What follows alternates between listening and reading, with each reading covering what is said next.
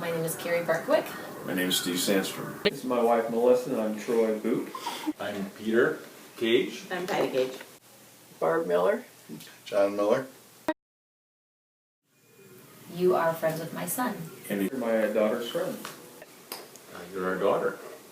And Michelle is a friend of Abby's. 2 years. For over 20 years.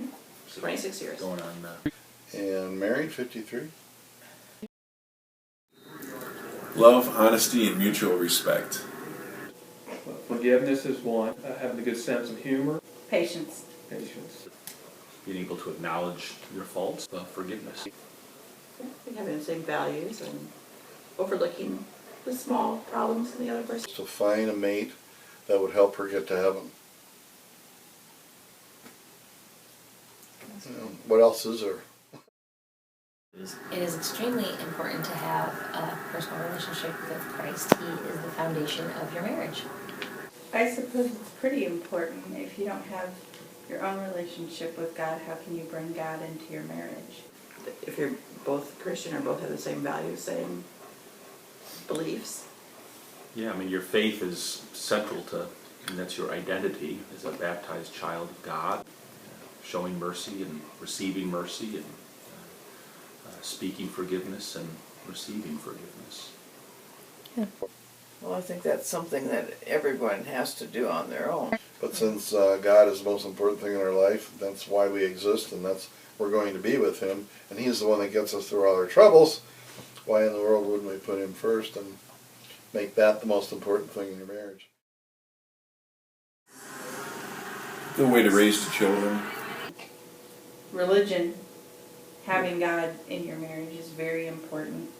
When it comes to the raising of children and the disciplining of children and The importance of God, which would be number one.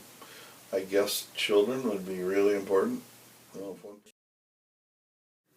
We each have a sense of humor, and it's very important to be able to laugh. Being easygoing. Sense of humor. sense of humor. Sometimes work, sometimes money, sometimes raising numerous children. Not agreeing on everything makes it difficult. I think the world itself makes it very difficult.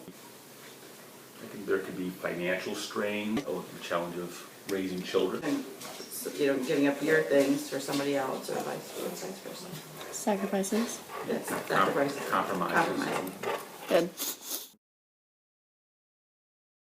By saying I love you, by helping around the house, just helping each other out, hugs and kisses.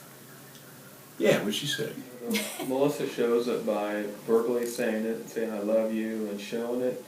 Where I take for granted, I guess I just expect her to know that I love her, and then there's times where I kind of write it out, but I don't do it in a verbal way as much as she does. Just think of different people show love in different ways. So here, I'll often too, she'll make something, and if something is a little more burnt, she'll take that burnt thing. You know, both help out at home and do things together. Keep God at the center of your marriage. Learn that it's okay to agree to disagree, that you have to compromise. Don't say things that you cannot take back. And remember why you married that person to begin with, the reasons that you fell in love with them. Never give up. My first friend someone has, similar values to you, similar beliefs, similar belief in God. Those are probably the main things. Have conversations about those types of things and what the worship life of the family will look like, the family altar. I think just getting to, like we said, just getting to know them and know their values. I don't know, have either one of you ever gone steady with a boy? I have. Have you? Yeah.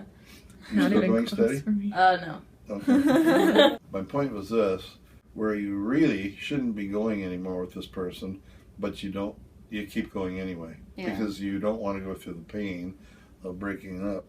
And that's a bummer, because I think a lot of people get married because of that reason. No. Well, motorcycles are important. You must have motorcycles. Yeah, I probably just said it all, didn't I? I really talked a lot.